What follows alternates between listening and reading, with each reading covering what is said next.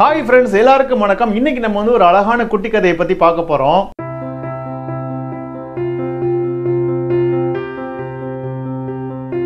இந்த கதையில வர நம்மால் ஒருத்தன் ரொம்ப சோம்பேறியா இருப்பான். அவனுக்கு வேலை செய்யறதே பிடிக்காது. ஆனா அவனுக்கான டெய்லி சாப்பாடு எப்படியாவது கிடைச்சிக்கிட்டே இருக்கும். ஆனா ஒரு நாள் அவனுக்கான சாப்பாடு கிடைக்கவே இல்லை. பசி பயங்கரமா வயித்தை கிள்ள ஆரம்பிக்குது. அவன் என்ன பண்றதுன்னு தெரியாம ஏன்டா அப்படி சாப்பாடு கிடைக்கல அப்படின்னு சொல்லி நடந்து போயிட்டே இருக்கான்.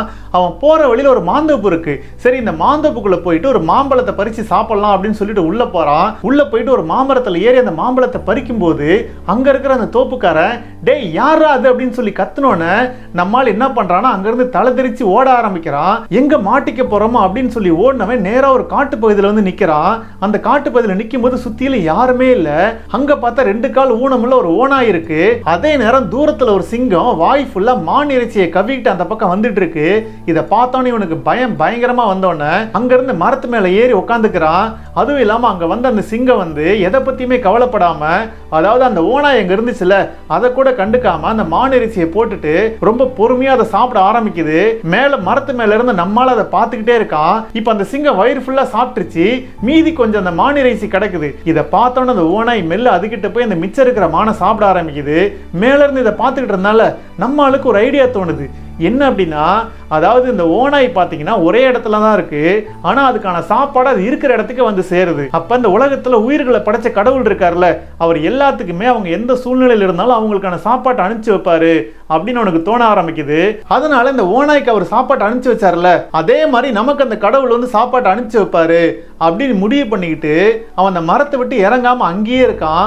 1 நாள் போகுது, 2 நாள் போகுது, 3 நாள் போகுது. ஆனா அவனுக்கான சாப்பாடு வந்த மாதிரியே தெரியல. அவனுக்கு கடவுள் மேல செம்ம கோவம் வருது. என்னடா அந்த கடவுள் அந்த ஓனாய்க்கு மட்டும் டெய்லி இப்படி சாப்பாட்டை அனுப்பிச்சு வைக்கிறாரு, ஆனா நமக்கு அனுப்பவே இல்லையே, நம்மள அந்த கடவுள் ஏமாத்திட்டாரு அப்படின்னு சொல்லிட்டு அந்த சிங்கம் இல்லாத டைம்ல அந்த மரத்தை விட்டு கீழே இறங்கி வரான். பசி மயக்கத்துல மெல்ல நடந்து ஊர் பக்கம் போயிட்டு இருக்கான். அந்த நேரத்தில் அந்த காட்டு வழியா ஒரு முனிவர் வராரு. அவர்கிட்ட அவன் நடந்ததெல்லாம் சொல்றான். இந்த மாதிரி அவன் ஓடி வந்தது, அந்த ஓனாயை பார்த்தது, அந்த சிங்கம் சாப்பிட்டது, இவன் மேல வெயிட் பண்ணது, அப்புறம் அவனே முடிவு எடுத்துட்டு மரத்தை விட்டு கீழே இறங்காம இருந்தது, இப்படி எல்லாத்தையும் சொல்றான். அதை கேட்டவன அந்த முனிவர் அவனை பார்த்து புன்னகை பூக்குறாரு. அப்புறம் அவர் அவங்கிட்ட, நீ முடிவு பண்ணதெல்லாம் கரெக்ட் தான்ப்பா, அந்த கடவுள் இந்த உலகத்துல இருக்கிற உயிர்கள் அத்தனைக்குமே என்ன தேவையோ அதை நிறைவேற்றி கொடுப்பாரு. ஆனா அதே கடவுள் இங்க இருக்கிற உயிர்கள் எல்லாத்துக்கிட்டையும் ஒரு விஷயத்தை எதிர்பார்ப்பாரு. அவர் வாங்கிட்டு இருந்து ஒரு விஷயத்தை எதிர்பார்த்திருக்காரு. அது என்ன அப்படின்னா, நீ அந்த ஓனாயை பார்த்து இன்ஸ்பிரேஷன் ஆயிருக்க. ஆனா அந்த கடவுள் உன்கிட்ட என்ன எதிர்பார்த்தாருன்னா, நீ ஏன் அந்த சிங்கத்தை பார்த்து இன்ஸ்பிரேஷன் ஆகல, உனக்கான சாப்பாட்டை நீ ஏன் தேடிக்கிறதுக்கு ட்ரை பண்ணவே இல்லை அப்படிங்கிறது தான் அப்படின்னு சொல்லிட்டு அங்கிருந்து போயிடுறாரு. இப்போ அவனுக்கு விஷயம் புரியுது. அதாவது நமக்கு என்னெல்லாம் அந்த கடவுள் கொடுத்துருக்காரோ அதை வச்சுக்கிட்டு நமக்கு என்ன தேவை நம்ம தான் தேடி போகணும்.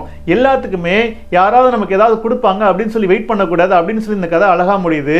இந்த கதை உங்களுக்கு எப்படி இருந்துச்சு, உங்களுக்கு பிடிச்சிருந்துச்சு அப்படிங்கறதெல்லாம் கமெண்ட்ல போடுங்க. இந்த வீடியோ உங்களுக்கு பிடிச்சிருந்துச்சுன்னா லைக் பண்ணுங்க, உங்க கருத்துக்களை கமெண்ட்ல போடுங்க. மீண்டும் ஒரு வித்தியாசமான கதையுடன் உங்களை சந்திக்கும் வரை உங்களிடமிருந்து விடைபெறுகிறேன். நன்றி, வணக்கம்.